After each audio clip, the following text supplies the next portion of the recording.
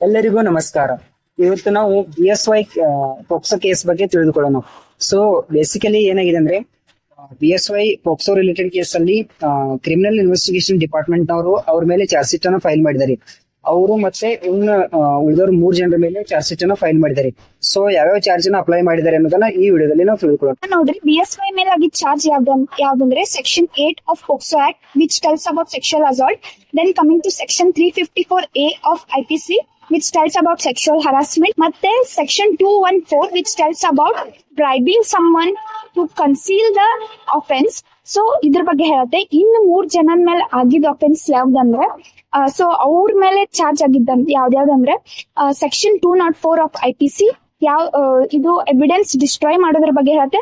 ಮತ್ತೆ section 214 which had said earlier that is bribing the victims to conceal the offence. ಈಗ ನೋಡ್ರಿ, charge ಆಯ್ತು, but ಯಾವ court ಒಳಗೆ ಹಿಯರಿಂಗ್ ಆಗತ್ತೆ ಇದು ತಿಳ್ಕೊಳ್ಳೋದು ತುಂಬಾ ಇಂಪಾರ್ಟೆಂಟ್ ಆಗತ್ತೆ. ಸೊ ಈ ಪೋಕ್ಸೋ ರಿಲೇಟೆಡ್ ಕೇಸ್ ಏನಂದ್ರ ಮೊದಲೆಲ್ಲ ರೆಗ್ಯುಲರ್ ಕೋರ್ಟ್ ಅಲ್ಲಿ ನಡೀತಿತ್ತು. ಇದ್ರಲ್ಲಿ ಏನಾಗ್ತದೆ ಅಂದ್ರ ಜಸ್ಟಿಸ್ ಡಿಲೇ ಆಗ್ತಿತ್ತು. ಸೊ ಅದಕ್ಕಾಗಿ 2019 ಒಳಗಡೆ ಸ್ಪೆಷಲ್ ಫಾಸ್ಟ್ ಟ್ರ್ಯಾಕ್ ಕೋರ್ಟ್ ಅನ್ನ ಇಂಟ್ರೊಡ್ಯೂಸ್ ಮಾಡ್ರಿ. ಇದ್ರ ಮೇನ್ ಇಂಟೆನ್ಷನ್ ಅಂದ್ರ ಜಸ್ಟಿಸ್ ಡಿಲೇ ಆಗ್ಬಾರ್ದು, ಆಮೇಲೆ ವಿದಿನ್ 1 ಇಯರ್ ಒಳಗಡೆ ಕೇಸ್ ಡಿಸ್ಪೋಸ್ ಆಗ್ಬೇಕು.